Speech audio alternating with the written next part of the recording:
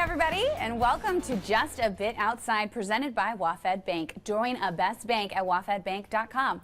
I'm Ludtka, and thanks for joining us for a special Thanksgiving week edition of Just a Bit Outside. We've got a great show in store for you, so let's not waste any time and hop right into From the Sidelines with our experts weighing in on this week's hot topics.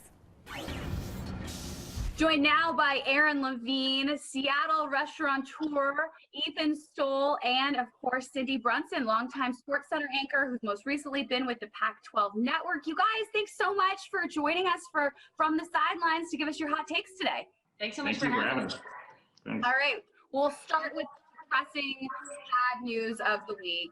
No Apple Cup. And if you go to the school, you obviously have feelings, but anyone who's grown up or lived in this state like Ethan, I know you're a Seattle native, everyone watches this game every single year, whether or not you went to the university or not. It will not be played. We're obviously holding out hope that maybe later in the season it will be, but what was your initial thoughts when you thought there's going to be a Thanksgiving week with no Apple Cup?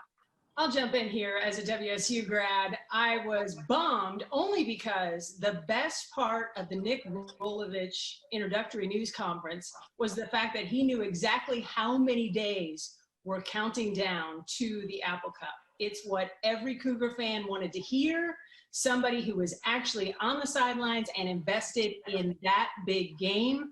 I don't have to mention his predecessor, who didn't seem to care about the game, but the rest of us did, and that's a bummer for me. So I've kind of circled December 19th, just in case, if everything all works out and everybody gets past the COVID protocols, that those two teams might meet on that day. But yeah, it's kind of the whole Thanksgiving weekend is just going to be a little without it. Rolovich's countdown clock never changed through 3 different iterations of the Pac-12 schedule also. It was always the day after Thanksgiving, Cindy. It's amazing. I am not I'm not a Cougar or a Husky. My brother was a Coug, so So you're a Coug. What's that? So you're a Coug. I'm part Coug. But I asked him. We'll take you, Ethan. We'll take you all day, every day. I need somebody to accept me. But he was my brother was very bummed out there was no game. He thought for sure they were going to win because it was in Pullman and home field advantage was gonna win the day. Well, I'm not too bummed about Apple Cup. Cindy mentioned it. I'm not too bummed yet because I really think there's a chance that this game still is played in either Pac-12 championship weekend if neither team is in the title game, or maybe the week after that. I want to see this game though because you have 2 programs with brand new coaches. I mean, they've shown a ton of promise in their first couple of games. The Cougs played Oregon tough. The Huskies dominated Arizona this past weekend. Coug fans excited about Jaden DeLaura. Dylan Morris was named Pac-12 Conference Freshman of the Week. So worst case, we don't get it this year. We know that this game is going to be good for years to come, but I actually think both schools are really committed to making this game happen this year, so I'm keeping my fingers crossed. And in the interim, we just hope that all players that were exposed to COVID, everyone recovers and is safe and everything moving forward, because we can't lose sight of that. But another hot team I want to talk about is the Seahawks. They're off to a 7-3 start on the year, only 6 more games on the regular season. They're undefeated at home. How do you guys see the rest of this year kind of going? How far and how capable do you think this team is? Well, can they play the rest of the season at home? If it isn't broke, they'll fix it. You know what I mean? Hey, fans are going to look at that schedule, especially in the next 4 weeks. They're going to say this should be an absolute walk in the park, but we know. No, they won't. No, this Seahawk fan knows better than that. Good, because this Seahawk fan did not celebrate back-to-back Super Bowl victories. I know reality. I'm glad you do, because I feel like there are some Seahawks fans that still don't get it after all these years. 3 of the 4 next opponents are the Giants, Washington, Philadelphia. They're still playing for something. They're still playing for a divisional title in the NFC East, as bad as that division is right now. And ultimately, winning games in the NFL is hard. But I think they still need to go 4-0. That would put them 11-3 with 2 games left, and those 2 games would essentially determine not only the division but potentially the number 1 seed in the conference too. I think they're winning 5 out of 6 personally. I think they're better than we expect. I think in other seasons in the past they get stronger as the year goes by. We always know them as a second half team, so I'm claiming second half of the season. I think they look good. I think Metcalf and Lockett are looking better and better. I think there's not a better duo in the league. So, I mean, I think they're going to go 5-1. Okay, I love Ethan, the Coug that we have just embraced. Also, the Hawks fan. This is amazing. Couldn't have said it better myself, except for let's go ahead and get Russell Wilson into that MVP conversation big time. I'm tired of hearing about Kyler Murray. I'm tired of hearing about everybody else in the NFC West.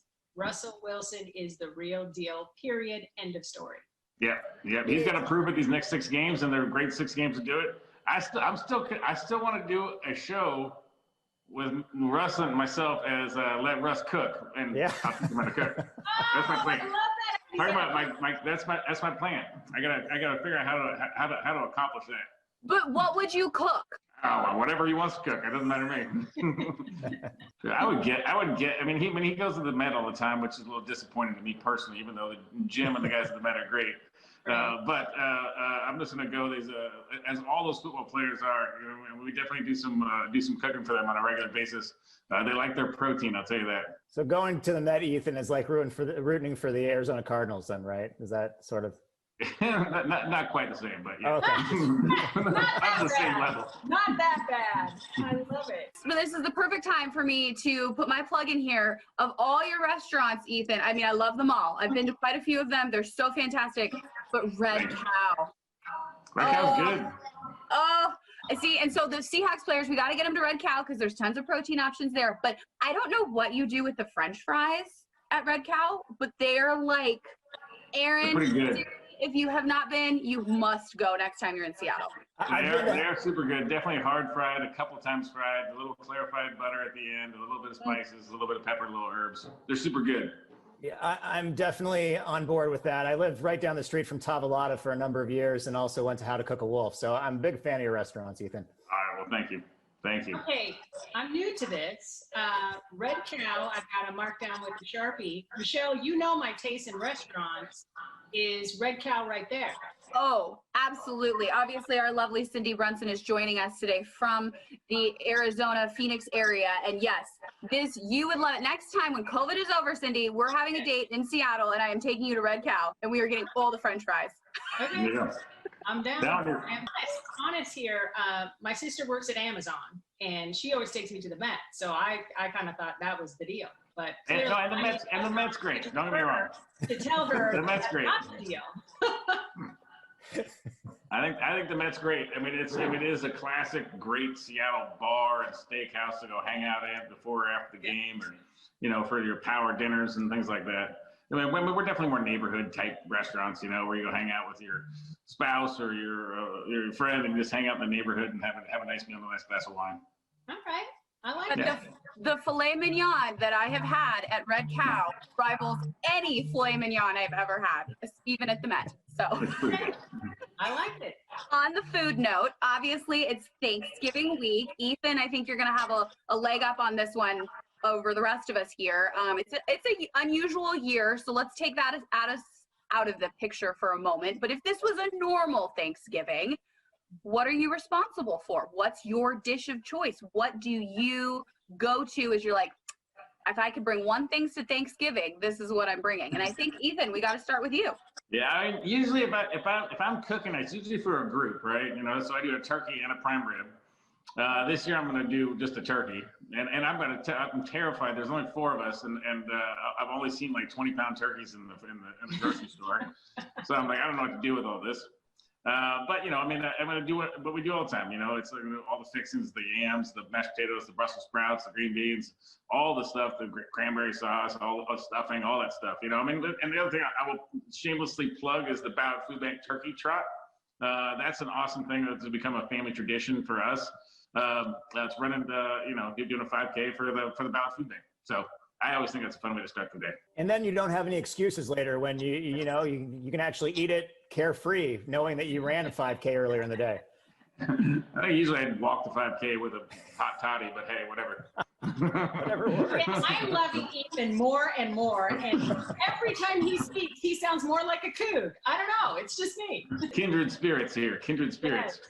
Absolutely. My husband doesn't know how to work the microwave, so it's all on me, which is totally cool. I actually get excited for the Thanksgiving and Christmas holidays, anything with a turkey. because I learned a recipe a long time ago about how to baste a turkey with mayonnaise and then cover it in cheesecloth for half of the cooking time. And the mayonnaise gets into the skin and everything's super juicy and it's fantastic. So that is my hallmark dish. I love it.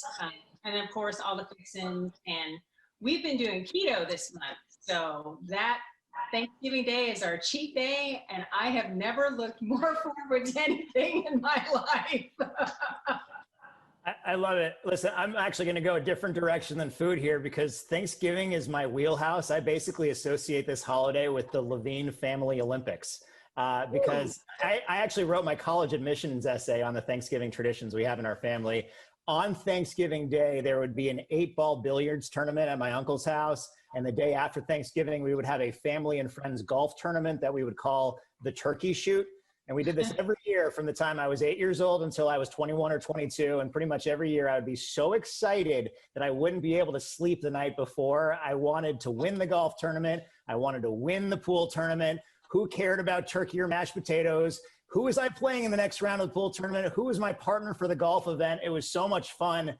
And as a sports fanatic in general, it just really got my competitive juices flowing. Oh, Aaron, that is so cool. Yeah, it sounds fun. I can't imagine you competitive ever. What can I say? Michelle, you haven't told us what you're doing. Oh, well, see, I'm not the best in the kitchen. So usually I'm trusted I make a killer cheese plate. So I bring the wine and I get my Cougar Gold cheese and I chop up some apples and that's my contribution. So I'm like the party before the party. Love Cougar Gold is delicious. It's so good. And before we wrap things up, Ethan, I want to hear from you again. Obviously, this is a time for giving back. How can we help the restaurant industry right now? Oh, you got a serious question here. I mean, the main thing is just being aware of what's going on. People go out and get your takeout, go to your local neighborhood restaurants and pick up your food. Support them that way. I mean, it's just a tough time for a lot of people. It just. The main thing is just to go and show a little love and we'll get through it eventually. But people knowing that you're their fan is hugely important to them. Mostly as the individuals, the businesses will be what they're going to be. But it's saying hi to the staff and giving them a little nod, saying thanks for what you're doing. And if nobody takes anything else away from this segment, take that away. And also the fact that Cindy and I converted Ethan Stowell right here into being a Cougar. So yes, done and done. Go Cougs! I'm only wearing maroon from here on out. I'm only wearing maroon. Yes. Ethan, Cindy, Aaron, thanks so much for joining us, giving us your hot takes from the sidelines. Hey guys, thanks so much. Now, come this holiday weekend, if anyone is looking for something to watch, maybe a new binge-worthy show, you have to check out 12 Dates for Christmas on HBO Max. And if you do, you may recognize a familiar face in Christian Fernandez. The Lake Taps native was a Sea Gal for 5 years and a Pro Bowl representative in 2017. Now, I caught up with her earlier about life after Sea Gals and what this new show is all about. Check it out. Joining us here on Just a Bit Outside is Christian Fernandez, who many of you Seattleites know her as Sea Gal Christian. It's been a couple years since we've seen you on the sidelines. First of all, thanks so much for joining the show today. It has. Thank you so much for having me. I'm so excited. Love Seattle. I love my 12 still. So it's exciting to be able to do this with you. Well, I'm just so excited to see you because it's been a couple of years. You and I were talking before we started the record. The last time you and I saw each other was back in 2018. You were helping out with Sea Gal auditions. You were the model of the dance that the gals had to perform, right? Yeah, every year, Courtney, the director, will choose someone who's not auditioning to come in and kind of sample the dance for all the judges. So I got to do that in 2018 when I wasn't auditioning again, which was so much fun. I was like praying I didn't mess up. No pressure. No pressure. I was there. You were fabulous, as always, as you were during your entire tenure with the Seahawks and Sea Gals. But since then, I mean, it's been a couple years. What have you been up to? Where's life taken you? And it has. So since 2018, I have moved down to LA. And I can't believe it's already going to be 2 years come February since I've been down here. I feel like the first year you're kind of just like getting your feet wet. And so this second year I've really kind of gotten adjusted to LA life, and I love it so much. It's been a whirlwind. Obviously, COVID has been weird these last 8 months and changed a lot of stuff. But prior to that, were you still dancing? Is that still a part of your life? Absolutely. I don't think dance will ever not be a part of my life. I feel like when you've been doing it since you were a baby, it's like it's just a part of you, you know?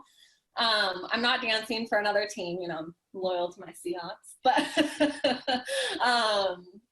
but yeah, I take classes all the time, obviously not anymore because of COVID, which I have been missing so much, but I try to as much as I can. And, you know, it's great exercise. I mean, every time I would watch you gals perform, I'd be like, can you teach me that move? Like, if I could have just an ounce of your talent, I would be so happy in life. But we were talking about, you were saying you're missing dancing. Do you miss being a part of the Seahawks organization and Sea Gals? Oh, all the time. I mean, just being able, my favorite part about being on Sea Gals was being able to be in the Seattle community all the time and get to meet all the 12s. And I think that's the part I miss the most, is that interaction with fans. And you build such a great relationship with everyone you meet from Seahawks and on Sea Gals and in the community. It's a family, you know, so I do miss it. Absolutely. And I mean, all of us here up in Seattle, we certainly miss you. I know I miss seeing you out at events and out at games and all that good stuff. But you have been working on this really cool project that debuts in a couple of days on HBO Max. It's called The 12 Dates of Christmas. Tell me what this whole thing is about. Okay, so 12 Dates of Christmas. It focuses on 3 leads, me, a guy named Chad, and a guy named Garrett, and we are on our quest for love to bring someone home for the holidays. I love it. It's reality. It's a reality TV show. It's a reality TV show. It's kind of like a rom-com come to life, if you will. So it's so much fun. You know, it has all the elements of Christmas, and it's something that you can watch with your family and just get you in the spirit. And it's by the creators of Love is Blind, which all of us binged that, let's be real, at the beginning of COVID. Anthony, who's the showrunner for Love is Blind, created this, and I'm so thankful she did, because I think it's going to be great. Tell me how you got involved in this in the beginning. A girlfriend of mine obviously knows I'm very single, and had submitted me for the show, and next thing I knew, they had reached out, and I was doing interviews, and it was like a couple-month process of interviews, and then next thing I knew, I was on a flight to Austria to spend some time in a castle and find love. How incredible is that? Yes. So the whole premise of the show is that the 3 people are trying to find love, and you're in a castle in Austria, kind of going through all these different fun holiday dates. There's like sweater parties and cocktail parties and all kinds of different things. Had you ever been to Austria before? No, never. And which is crazy, because like on Sea Gals, you know, I was on show groups, so we traveled all over the world, and I had been to Germany, which was the closest I had got to Austria. So it was kind of fun being able to go somewhere new. Now, are you a Christmas gal? Because this is like a total holiday show, which seems like, if you're really into the holidays, like how fun, because you're basically like living out every like person who's into the holidays, like fantasy, I feel like. Yeah, it is fun. I mean, I'm not like the craziest Christmas person. That's my dad. He takes the prize for that. But I do love the holidays, you know, and especially I've noticed, like, being away from home now, like I really appreciate the holidays, because that's my quality time I get. You know, I live alone, so I'm not around friends and family all the time. So, I take the holidays special to my heart now. Now, if 12s tune in to HBO Max on Thanksgiving, that's the first release date. There's 3 over the course of the next couple of weeks after that, that different chunks of episodes will be released to the public. But if they tune in and they go, wait a second, is that Sea Gal Christian? But you're going by a different name on the show. You're going by your middle name, Faith, right? How did that all happen? So my full name is Christian Faith Fernandez. Faith is my middle name. And what happened was, apparently there was supposed to be another guy on the show whose name was Christian. And so they had asked me if I wouldn't mind going by Faith. Obviously there ended up not being the guy on the show, but it is what it is, and we're here now. So my dad calls me Faith. I have actually a couple of my Sea Gal friends call me Faith. So you know, I'm kind of used to it, but you can call me Christian, you can call me Faith, I'll answer to whatever. What was the best part of being a part of this project? I think the best part was you get to learn a lot about yourself. I'm not someone I don't date a lot, and so putting myself in this environment was stepping outside of my comfort zone. And I'm someone who is a firm believer in the best things happen when you step outside your comfort zone. And so over the course of that month period when we were in that castle, like, you really, like, I thought I knew what I wanted, but you really have to be in touch with yourself and be like, all right, I know this is what I want, this is what I don't want. And it's hard, you know, because you get a certain amount of dates that are coming in, and you really have to be in tune with yourself, because you could potentially be sending someone home who, you know, could be a suitor for you. So it's hard, it's challenging. Oh, I love it. Well, what's next for you? Can you give us any spoilers or any hints at like what's coming down the pipeline after the show? You're gonna have to tune in and see. So the show is released in 3 different sections. So the first 3 will be released on Thanksgiving, the 26th. And then some more episodes will be released on the 3rd. And then the final episodes will be released on the 10th, December 10th. So yeah, you'll have to tune in and see. I'm so excited to share this journey with you guys. I love it. 12 Dates of Christmas on HBO Max. We got to be rooting on former Sea Gal Christian, who's known as Faith on the show. Obviously, all of us 12 so excited to check it out. Christian, this is so great. I really appreciate you taking the time to chat with me and catch up. And I'm just so happy to hear you're doing so well. Oh my gosh, of course. Thank you so much for having me.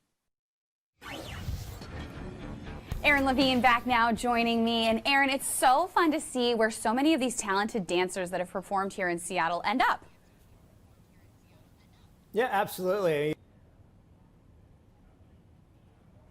On that show, she was originally a Sea Gal too, and I know she was on a number of different shows, including one on MTV. But I don't know how the college football bowl season is going to look in December. So if there are fewer games, it gives us all something else to watch, right? Absolutely. Who doesn't love a binge-worthy show? So 12 Dates of Christmas on HBO Max. Erin, we'll check back in with you in a second, but make sure and check out that show. Of course, the first 3 episodes debut this Thanksgiving. Now, it was a short week for us here on Just a Bit Outside, thanks to the lovely Thanksgiving holiday weekend. So no Emerald City Extras, unfortunately, and no On the Clock trivia this week. But we will be back with it next week. I promise you that. And if you do want to take on Erin and be part of On the Clock, just head over to Twitter, send a note to Erin at ErinQ13Fox for your chance to join us on the show. And before we wrap things up with this week's Just a Bit Outside, let's take a look at the headlines we are tracking by checking in on the top storylines brought to you by WaFd Bank. Get free checking at a best bank, wafdbank.com. The Huskies are off to a 2-0 start after taking down Arizona last weekend. Thanks to his play in that game, Luke Wattenberg is the Pac-12 Offensive Lineman of the Week. Congratulations to him. The Sounders embark on their playoff run Tuesday night. They'll be playing a familiar foe in LAFC. It's a 7:30 kickoff at CenturyLink Field. And lastly, the Apple Cup isn't the only local sporting event not to be held this week due to COVID. The Huskies have canceled their Husky Classic basketball tournament, which was supposed to start on Wednesday. The Huskies now will start their delayed season with non-conference play on December 9th against Seattle U. Let's bring Erin back in now, because obviously, Erin, we've got a ton of games to go for the rest of the week that we'll be watching, especially as we eat away at our turkey and stuff. Lots to tune into. So give us your picks for this week's Against All Odds. Yeah, I should have picked the Washington State men's basketball opener against Texas Southern, even though I believe Kyle Smith, their head coach, was suffering from COVID. Hopefully he'll be back soon. We're 15-8 against the spread so far this year, so we're doing pretty well. We were 2-1 last week because one game was canceled. Let's go through last week exactly. The Seahawks and Indiana, we won. Indiana taking the points against Ohio State. Washington State and Stanford was canceled, so no play there, and we lost with the Falcons at the Saints. This week, I'm going to give you my 3 picks for Thanksgiving Day so you can sit back, relax, make your picks, and eat some turkey. There was a huge change in the line between the Lions and the Texans over the weekend, so I'm going to gobble up the Lions with 2.5 points. I also like the underdogs in the Washington, Dallas, and Baltimore, Pittsburgh games because I think both of those will be close. They're both divisional matchups, so I'm going to take the field goal and the underdog in both of those. On Friday, I always like Stanford as an underdog. I hate them as a favorite. They're an underdog, so I will take them, and I'll also take Nebraska and 14 points at Iowa. We're going to keep the gravy train going while we eat gravy on Thanksgiving. Good luck to everybody. And again, don't blame me if you lose money on these picks. Michelle? One thing you're definitely not losing money on, Aaron, is how awesome your references are. Gravy Train, Gobble, don't think those went unnoticed. Absolutely love it. And on that note, that does it for this week's episode of Just a Bit Outside, presented by WaFd Bank. Join a best bank. A huge thanks to Christian Fernandez, Cindy Brunson, and Ethan Stowell for joining the show. For Aaron Levine and our entire production crew, I'm Michelle Ludtka. Thanks for hanging out with us. We'll see you same time, same spot next week. Have a lovely Thanksgiving, everybody. Be safe.